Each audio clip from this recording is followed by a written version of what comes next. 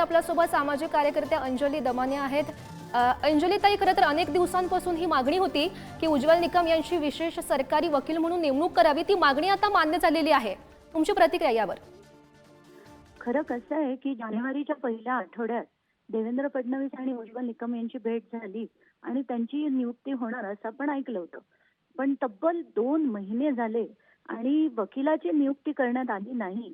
याच्यावरनं आता जर देशमुख कुटुंबाला आणि पूर्ण मसाजोग ग्रामस्थांना अन्नत्याग आंदोलन करावं लागतंय, हे त्याबाबतचं खरंच म्हणजे अतिशय दुःख होतं हे बघूनच की न्यायासाठी लढायला लागतंय आणि मुख्यमंत्र्यांना थोडासा वेळ नाही की काय, असं एक चित्र जेव्हा समोर येतं वाईट वाटतं। कारण खरं कसं आहे की उज्ज्वल निकम यांची नियुक्ती होऊ नये असं मला वाटत होतं। कारण न्यायाच्या भाषेत ज्याला आपण म्हणतो की त्यांचा मुलगा जेव्हा धनंजय मुंडे यांची एक केस लढत होता, तर न्यायाच्या भाषेत त्यांना अशी केस घेता येत नाही, म्हणजे त्याला रिक्यूज करावं लागतं त्यांना त्या केसमधनं। म्हणून मी थोडीशी निगेटिव्ह होते।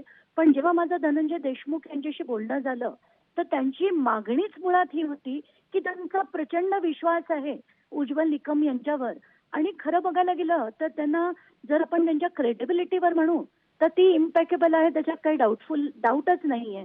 ते अतिशय व्यवस्थित लढतात, मुद्देसूद लढतात, त्यामुळे त्यांची नियुक्ती होणं गरजेचं होतं।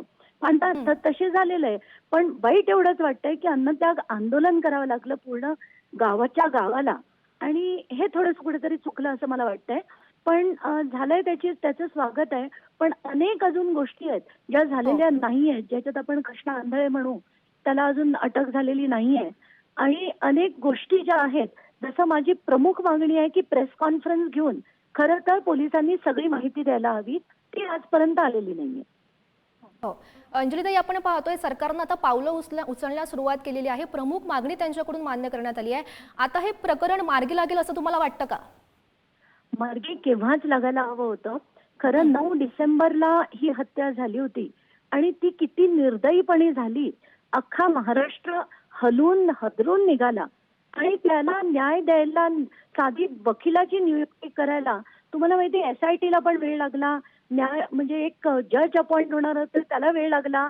आता अन्नत्याग आंदोलन केल्यानंतर ही नियुक्ती झाली आहे, हे मागावं का लागतं? सरकारला काही कळत नाही का ह्याच्या गोष्टीचं? मला खरंच दुःख होतंय आणि वाईटही वाटतंय।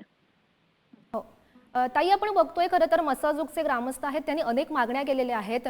यामध्ये जे पोलीस अधिकारी आहेत बीडमधले त्यांना सुद्धा सहारूपे करा, हे त्यांची प्रमुख मागणी आहे आणि सरकारचंही सध्या पावलं उचलण्यास सुरुवात झाली आहे। तुमची नेमकी मागणी आता या संदर्भात सरकारकडे काय असेल? एक्झॅक्टली ह्याच मागण्या आहेत की जे पोलीस अधिकारी ज्यांनी त्यांची मदत केली कुठच्याही प्रकारे, आणि बालाजी तांदळे म्हणा, वायबसे, डॉक्टर मिस्टर अँड मिसेस वायबसे, या सगळ्यांवर कारवाई झाली पाहिजे। कारण हे सगळ्यांना सहआरोपी करून, मग ते राजेश पाटील असो, महाजन असो, शेलार असो, त्या सगळ्यांवर कारवाई झाली पाहिजे। नक्कीच अंजलीताई, धन्यवाद दिलेल्या सविस्तर प्रतिक्रियेसाठी। आपण अंजली दमाने यांची प्रतिक्रिया बघितलेली आहे। सरकारकडे अजून खरं तर अनेक मागण्या आम्ही केलेल्या आहेत, त्या मागण्या सुद्धा सरकारनं पूर्ण कराव्यात आणि संतोष देशमुख यांना न्याय मिळवून द्यावा, अशी प्रतिक्रिया अंजली दमाने यांनी बोलताना व्यक्त केली।